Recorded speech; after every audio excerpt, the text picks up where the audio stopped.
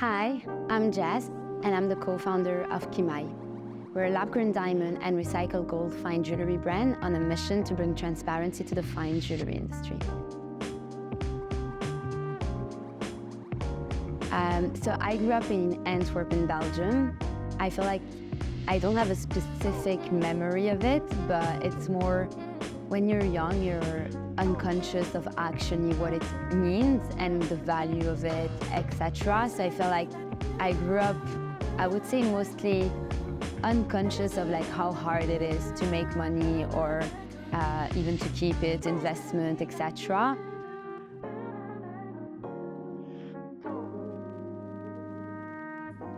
So I had my first job, like I worked when I was younger in Belgium. So like during summer, I would work to put money aside or to buy something I really wanted that I couldn't afford in my everyday life. So kind of like getting internship, being salesperson in a store, etc.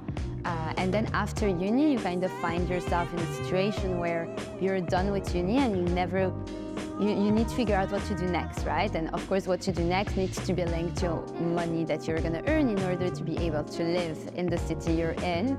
I think when you're young again, like you don't realize how hard it actually is.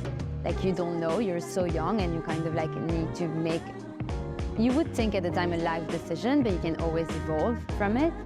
I think so in London, it's hard if you're not in finance or if you're not in tech, to have great salaries. And I feel like in the early days, kind of like you want to get the best job, most people will tell you like salary is not that important, you'll be able afterward to ask for a raise and improve, which I disagree with now with a step back. I think like life in London is really expensive and you need to set your standards from day one.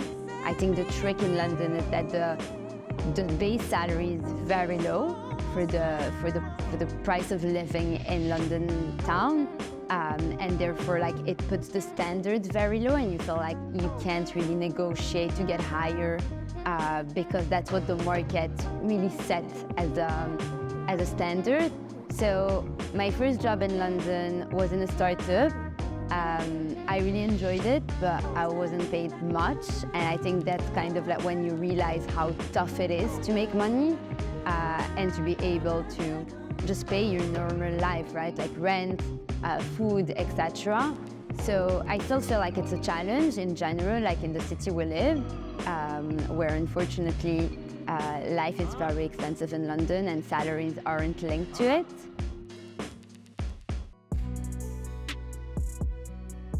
To be honest, I think that based on what I said before, like the fact that London salaries are quite low if you're not in finance or if you're not in tech, my first salaries, I wasn't able to save up anything.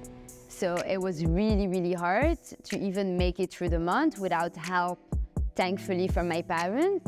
And I think like that also kind of led to the fact that like I didn't put money aside because I couldn't afford it, which also meant that that investment mindset wasn't part of me from day one.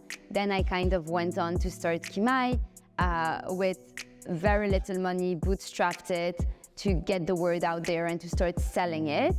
And then at that point, which is today, I feel like the mindset of the startup industry has always been about fundraising. And then when you fundraise, you kind of like invest in your company for hopefully an exit. And that's really the point where you'll be able to make some money. The whole process of like having a company and being a founder, I don't know about other people, but like you don't really have much money to invest. I think you're investing everything like money, energy into the company. I think that's also where like today is where you get to a point like it's been 5 years in the company, like how can I actually make money and save up? It's great to invest in the company and kind of like bet on the exit, but it's also great to de-risk ourselves and be able to make investments along the way. So that's kind of like my experience so far. So I haven't made any investment just because I can't afford it. And being a founder comes with many challenges that are part of it.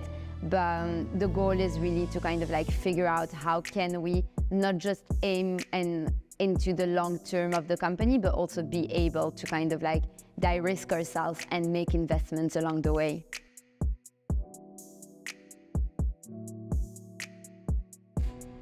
I guess like as a founder, again, like when I think about investments and money, it's more on the kind of like fundraising side of the company, or how do we budget our money in the company, how do we pay salaries for our team, etc. So often talking mostly to like other entrepreneurs or friends that are going through the same thing would be really kind of like my go-to. There's no one specific, but really people that are on the same journey, that understand what it means being a founder, not having much savings or any at all, and just kind of like understanding what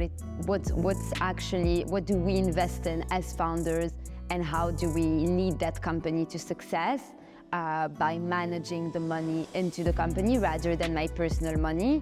So it would be founders, investors, and friends.